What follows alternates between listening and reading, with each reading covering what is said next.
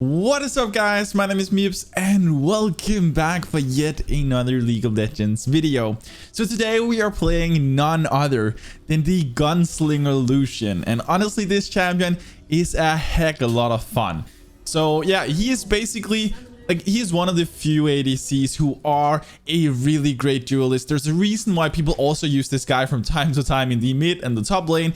He's just an extremely fun champion with like a big what do you say, room for actually being really skilled at him. Like you can really master this champion.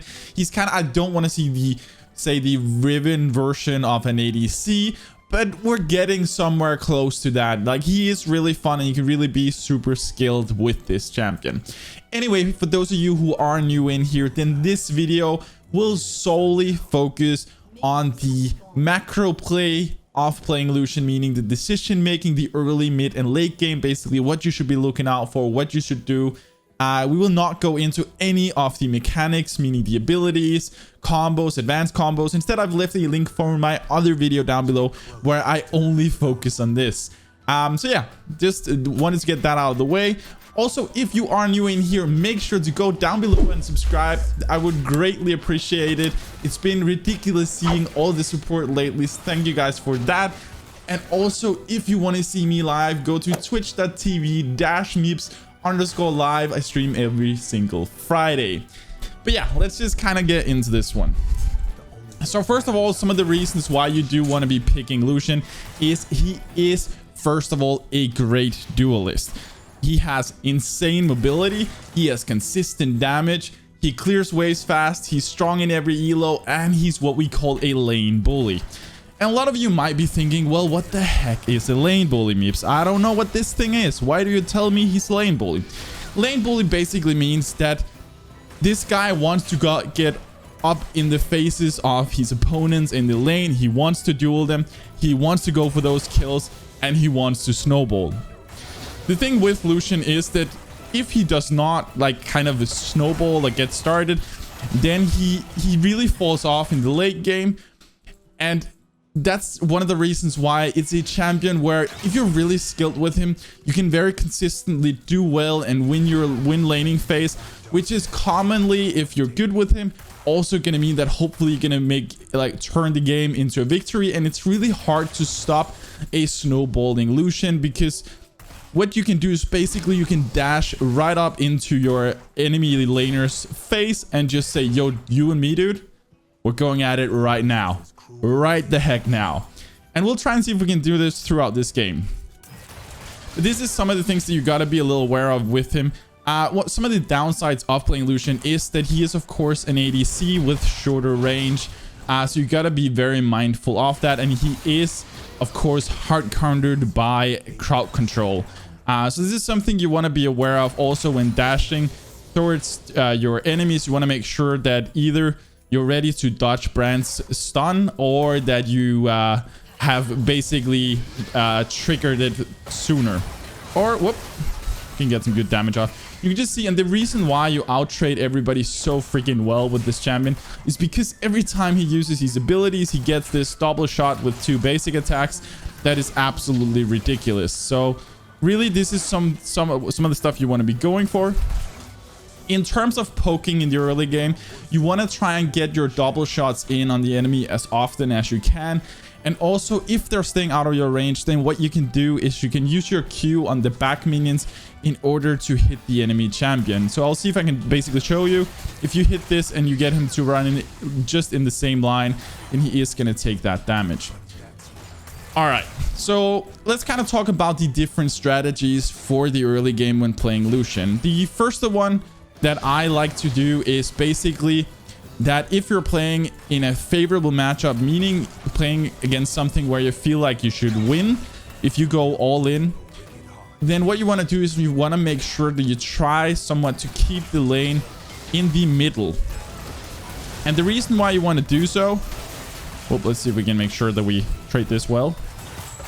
Gonna get damage in there. The last part of that trade was really bad, actually. But we did make sure that Brand is gonna have to go for it back, because otherwise he will die in a moment. But in favorable matchups, you want to try to keep the minion wave. You can see right there, we can use the minion to poke off a little bit of damage onto their Samira. So we got to be a little careful here because we don't and will not be able to go in there. But I think Set will be able to finish him off. Super nice. So right here, we'll back off. Wukong is on his way down. Do not want that. But yeah, in the early game, then basically what you want to be doing as you, like if you're playing against a favorable matchup, is you want to try and hold the minions around the middle of the lane. And the reason why you want to do so is basically that you want to ensure that you can go for an all-in, or at least that you can zone the enemy off your minions. So this basically means that saying if we know that if we go into a full fight, I know I will win this match.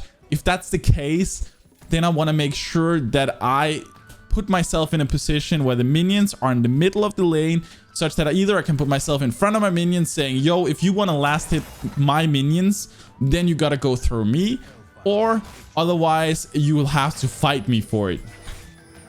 And this is basically, a lot of people will underestimate the potential of what Lucian can do. So they will actually totally neglect the fact that you have your dash, and you can actually just dash right in their face and go all in on them.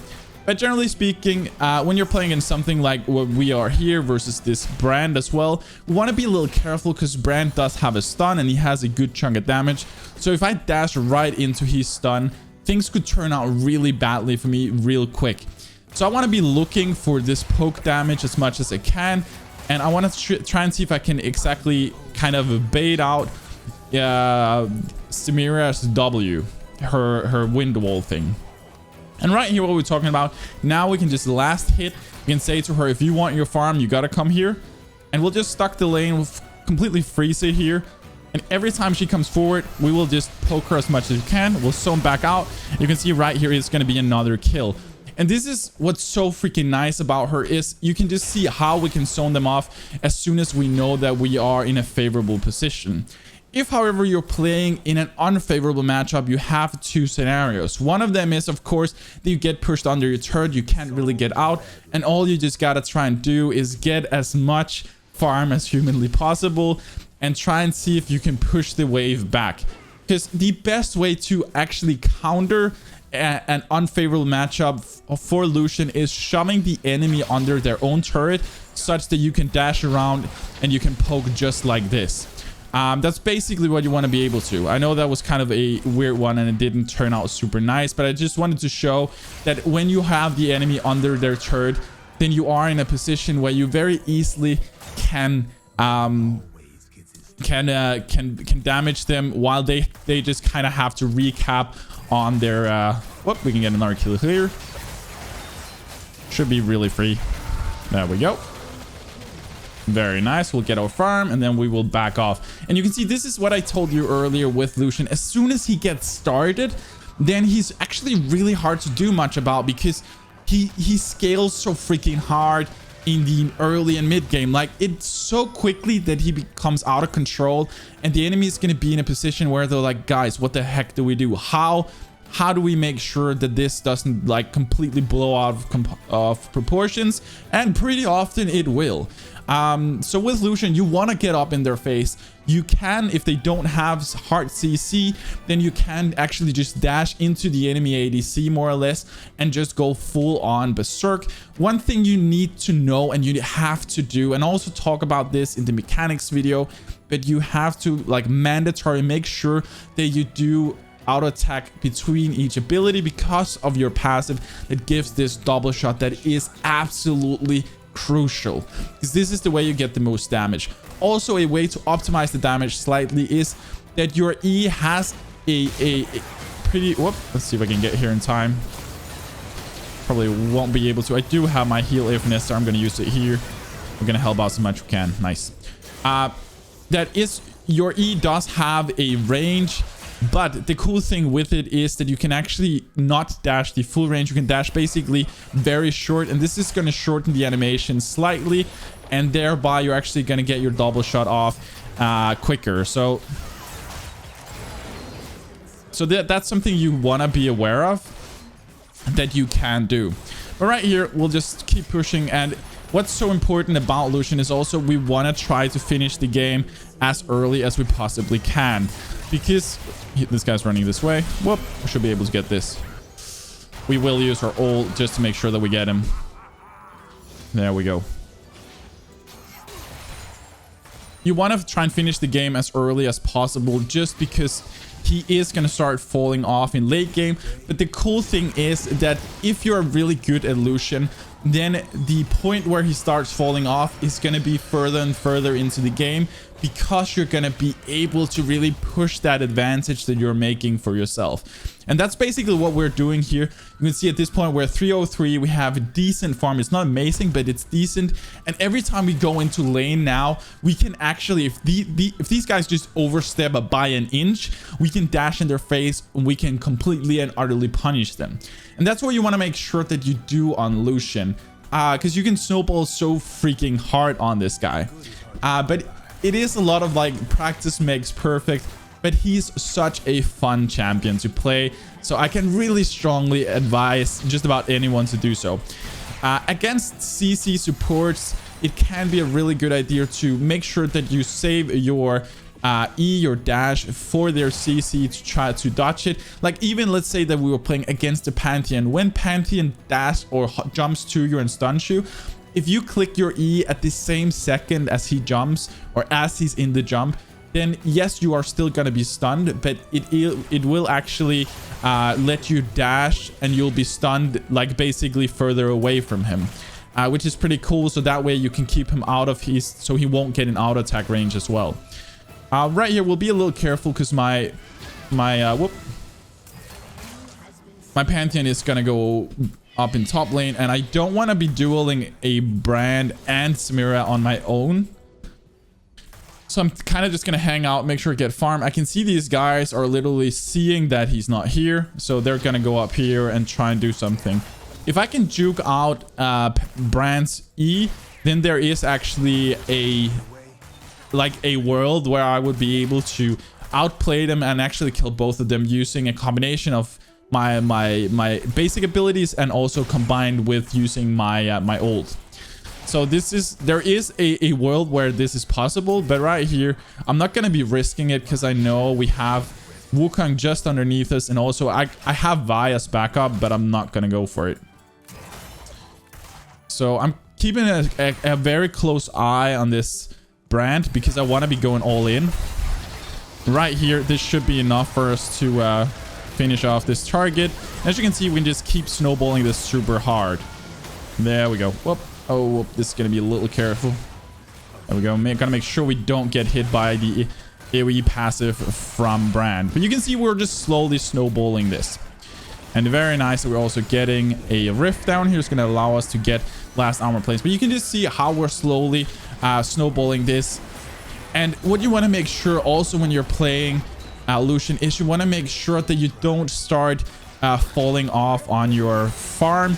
It is very crucial that you keep your gold up. Like everything you do has to be on the purpose of keeping the ball rolling, making sure that you keep that advantage over your enemies. You did like with Lucian going out of laning phase with equal CS or being behind is a lost lane on Lucian. Is most likely also going to cause you to more or less lose the game because he's not very good at playing from a deficit. I'm not saying that you cannot win and you shouldn't try. I'm just saying that that's most commonly where things are gonna end. So playing Lucian really comes down to learning his kit and learning how to win early. Like this guy's an early game champion. He's basically I don't want to say Annie, but like Annie is also a really good mid lane for early game. She's a champ that you pick to win the lane by basically one-shotting someone. And the same goes for Lucian. You pick this guy in order to win the laning phase. This is why you pick him. And then you want to take that advantage that you build up in the early game and push that to the mid and late game such that you win the game. And also you can really make your enemies tilt with this champion, which makes it freaking awesome. Oh, we got to be a little careful. Oh, I'm going to use my heal as a safety precaution here. I did not think... Oh, I am going to be able to help here. Nice. All right. I did not think that Brand was standing right there. That was my own fault. I almost suicided myself. That was something. But yeah, as we move in here to the mid and late game, then what you want to be thinking out of with Lucian is, of course, if you're playing from behind, make sure to optimize every single gold that you can. Turn every decision and be like, can I do something that is more productive gold wise in order to catch up to the enemy to play the late game. And if you are ahead, then what you want to be doing is, of course, you want to make sure that you push the advantage that you have. You keep getting gold from farm. You are on objectives. You're super strong in the early mid game. Make sure that you help out with Drakes, Barons, Rift Heralds, etc. And you really do want to fight if you can, and if you're ahead, you want to be thinking about, okay, is there a fight here that I can win? You don't want a pointless fight, but fight for objectives. So every decision you make past the early game, so in the mid and late game, should be focused on winning the game. I know this sounds weird, destroying the Nexus. And the reason why I say so is that every decision should basically be you trying to... oh, this is going to be painful. You trying to get more gold in order to win the game. We are going to be able to... Oh, no. He's going to... Oof, that was a little close. I actually almost failed that. Every decision you make should be to try and obtain more gold to make fights easier for you, such that you can win the game. And you want to make sure that you stay ahead of your... of the enemy team. In terms of actually fighting and team fighting, then again, Lucian is a little bit different than a lot of other ADCs because of his potential to duel people. Generally speaking, then for new players to Lucian, I would strongly advise you to just play him like a normal ADC. Use your ult on their front line as they try to push for you. Use your E to basically kite away and do the attack move. Make sure that you use your double shots in between every single ability. But for those of you who are more experienced, then you can start looking for something like flanks, because Lucian can actually potentially go in and duel their ADC or their mid laner or something else, depending on what you're playing against. So you can go for like a bit more tricky plays, but they are more risky, and you have to be very mindful of how you do this. And quite honestly, I believe that the better option, generally speaking, is to play Lucian like a just standard ADC in the mid to late game. Play him as a backline, hide behind your front line, go for the nearest target.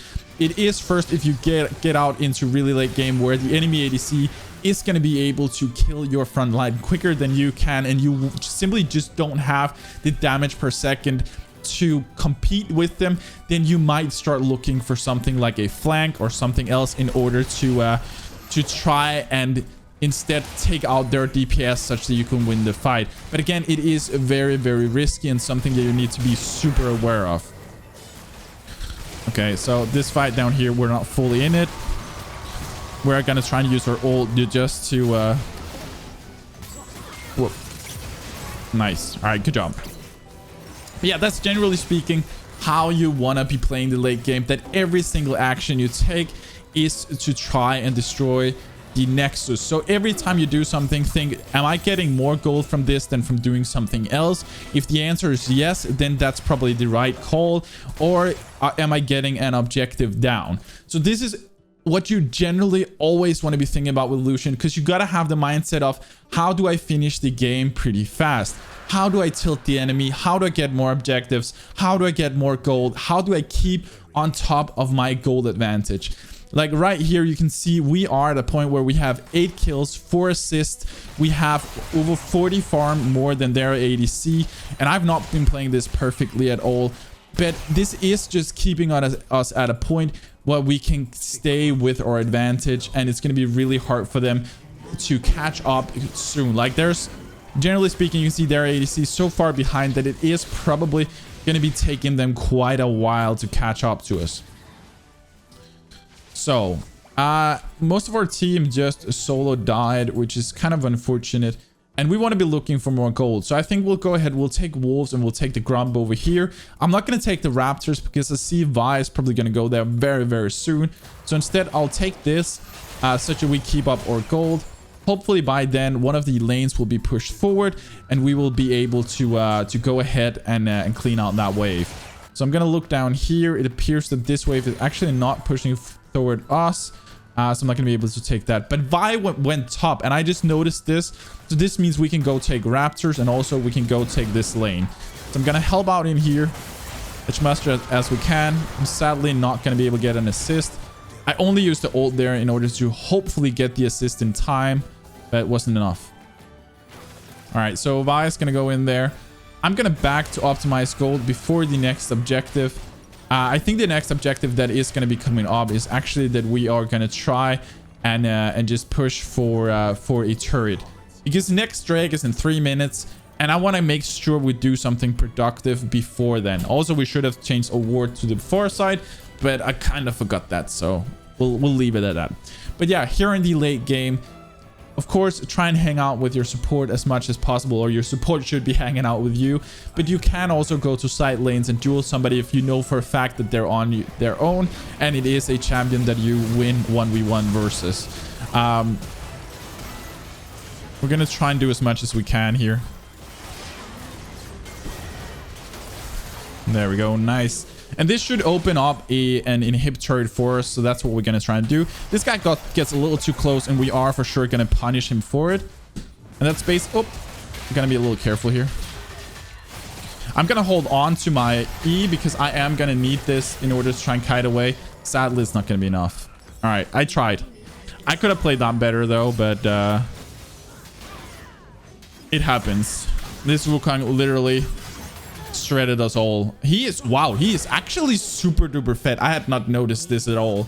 This makes so much more sense to me. I thought I was gonna be okay versus this, but I see that he's actually 14 kills. I know he just got about 4 kills in one match there, or in one fight, but I had not noticed just how fed he is. So we have to kind of respect that guy a bit more. I thought having my E, my flash, and my heal would be enough for this, but looking at it, I can see that that with the fact that he's this fed is not really enough. But like you can see, their bot lane is totally out of the game. They're going to be out of the game till we reach like 35 minutes into the game. The mid lane is also in a really bad spot, and so is their top lane. But top lane is a Mundo, so he's just going to be a bit tanky, at least currently. So the only issue is this Wukong, and that's what we are going to have a problem with, sadly. But hopefully the fact that even though he's this fed, hopefully it won't end in a point where he's going to be able to postpone or victory, because we need to finish this game like within the next 10 to 15 minutes, because otherwise their ADC and their bot lane, or generally speaking their bot lane, is going to start being like coming more into the game, and this will become a lot harder for us. So right here we're gonna go into the jungle. We'll try and okay, they apparently want help over here with, I don't really see why they want to assassinate someone there. The Drake is not up yet. Like right here, I'm actually going to choose to ignore what my team is saying, because I want to make sure that I get gold. Like standing down there does not make sense right now at all. Like it is unsafe gold. Like there is no, it might as well waste us time to just be standing there. So instead, I'm going to choose to take the safe gold by getting farm. And then when Drake comes up, then we're in a much better spot. So right here, now we're in a position where we can start looking for this. I'm just going to ult and try and do as much as I possibly can. We are going to die here, but I'm going to try and do as much damage as we can before we die. I hope that I could get Samira down as well. And this is what I mean. I tried to go in and kind of duel their most dangerous targets. But the issue is still this Wukong. And again, that's also what it came down to here. And somehow they managed to lose the Drake, which is a little unfortunate. But I think I should probably not have done what I did here and go in for that complete all-in. I should have killed the brand, killed the Mundo, and then pushed back instead of pushing into their Samira. I just thought that I could fairly quickly finish her off and that would win us the fight, even though I died. But I can see that this Wukong is completely out of proportions in terms of being fed. And this is the target that we just by any means need to get down. If we get that target down, we win the fight. So that is what we want to be looking for now. Right here, I see that my entire team runs down for the mid lane. So instead, I want to run up top. I want to make sure that I get some of this farm instead. Because there's no point being freaking 4 people standing in the mid lane and soaking the same XP. Okay, so apparently he used his ult in order to get down here and, yeah, I guess try and and get the farm, but he didn't reach it either. Seems like a good use of his ult. Right. No, whatever. We're gonna go over here. We're gonna make sure that we just get some more gold. Keep up. We never want to stop farming, at least until we have full items, if that's the case. Because this is the only way that we can keep ourselves valuable as we come later and later into the game. Because once they start catching up to the gold deficit, then we are going to start becoming weaker than them. But seeing as we're this far ahead, then we should be... Oh, wow, this ult was terrible. That was such a terrible ult by me. Oh, there are Wukong's over here. Holy crap. Yeah. I should not have gone over there and helped at all. I should never have dashed there. That was just an absolutely terrible play. I do not know why I did that. But this guy's level 17 now with 20 kills. He's really hard for us to stop at this point.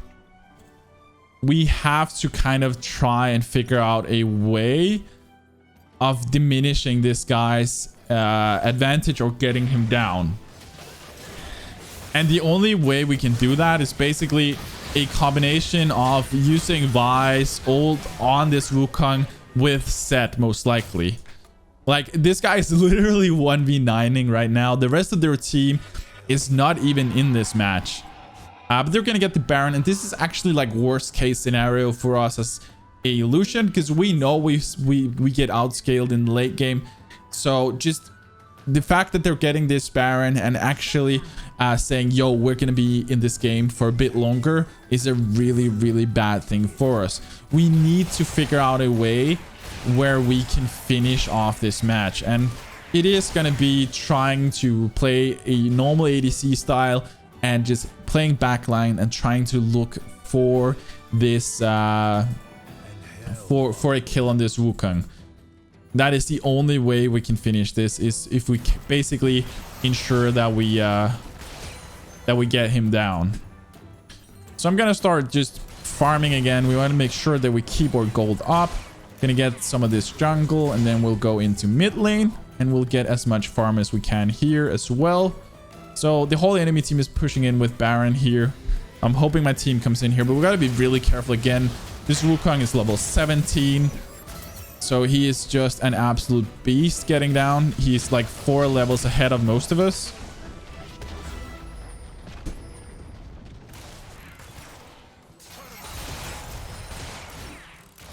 All right, Drake is coming up in 50 seconds. If we get this Drake, it could be a huge thing for us, because that's going to give us the Infernal Drake, and hopefully that'll help our damage enough to get this Wukong down a little bit quicker, because right now, like, time is at the essence. So let's make sure that we go down here and we try get this Drake. There's 30 seconds till it spawns, so we can make sure that we establish real good vision all around before. And hopefully we can catch somebody as they move down here. So we are here a little bit early, meaning that they potentially could use this advantage in top. This is really bad that this lane is pushed in on our turret, but there's not really that much we can do about it. We just kind of have to stick with it. Okay, so right here, hopefully this is going to be a mistake for this Wukong, but it doesn't appear that way.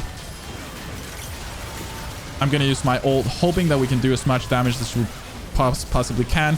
We got the Wukong down, but our entire team are just dead beforehand. We could have used heal here. That would have helped us out. But you can just see how many resources we needed to put into killing this Wukong. And that's the freaking issue.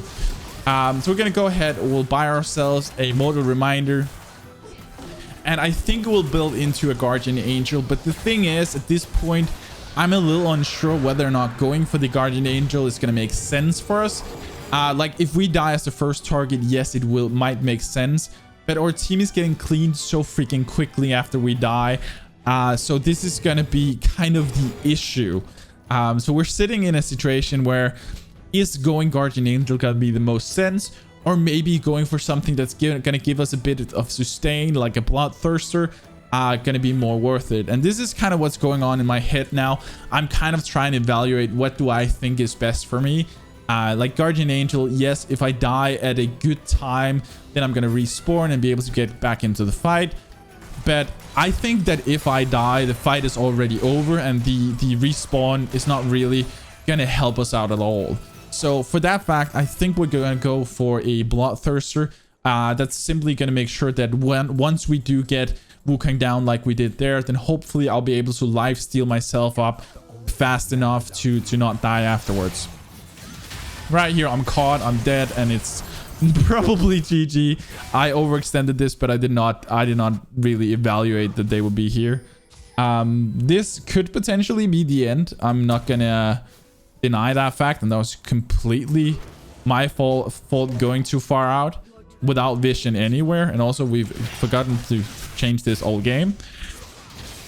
But yeah, like, even though this game is going a bit rocky, like, you can see how much of an advantage we could push with this champion and how we potentially could end this game early if this Wukong hadn't been fed completely out of proportions.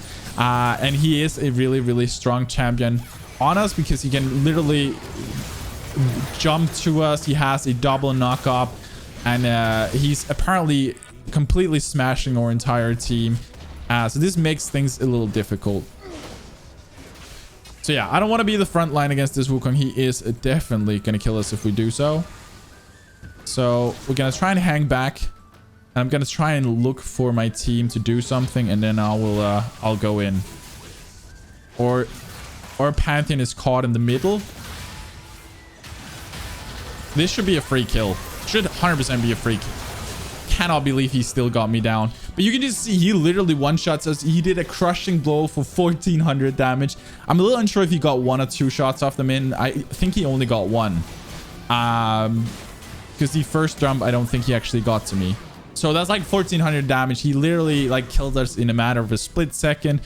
And this is the issue. Like, we need our Vi to use her ult like pretty much instantly on this Wukong in order for us to really get him down. Like, we need this guy CC'd, otherwise we just lose. So we need our Vi and we need our Pantheon to work together. Vi using her ult to make sure that he doesn't jump away or doesn't use his mirror, and then we need Pantheon to follow up stun if he's not already dead. That would be the way of actually managing to lock him down without losing too much beforehand. But right here, they're all dead. I'm just going to call for a bit of a risky Baron. Hopefully, we'll be able to get it real quick. But this is a risky call. But I know for a fact that how things are working right now, then we need this Baron in order to have any chance of winning. If we stay in base, they're going to have complete vision down here, and we're going to be in a really rough spot. So going for this Baron, yes, will be risky. But it's for our team right now, one of the only calls that I personally feel makes sense. Like, getting this Baron be really nice, or at least setting up vision. But our team is not following up. They're completely spitted. So now we're back into the situation where we're kind of just waiting for one of us to get caught off guard. All right, so they're going in for an engage over here. And like, we're just not close enough. Yeah, that's the thing. Like, these engages, I could have gone in there, but I knew that Wukong was using his Invis there to look for a kill on us. So he wasn't attacking anyone. We backed out of his range, but then he ran back and he went into the engage fully. And we're just sitting in a scenario where it's pretty hard for us to help the team out, because they're starting engages where only like 2 or 3 people are there. And then they force an engage that is basically lost before it even starts. I think this is, even though we lose this game, and it's not like, I know this is a guide of how to play Lucian, and hopefully you should win it, generally speaking. But I actually don't mind losing or showing a loss, because it really showcases what I mean with Lucian, that where he really strives is that he can really push the advantage in the from early game and push it into the mid to late game. But he starts to fall off, and that's what you can actually see, because their Wukong got kind of like equally fit. But as we came past the like 20 to 25 minutes mark, then you could just see how Wukong kept he kept being able to scale a lot better than we were. And the fact that Wukong is also, I don't want to say a counter as such, but the fact that he is a target that is allowed to frontline and jumping in on us, and nobody can shut him down quickly, especially with the amount of of items he had collected over time, then nobody could shut him down quickly. They didn't use CC on him, and that just basically meant that he jumped in, could one-shot us, and it completely diminished the fact that we were fed. And yeah, we did make a lot of mistakes in this game. I'm not going to deny that. I did not play this perfectly, but I think it's a very nice showcase of how to play Lucian and basically what to look out for.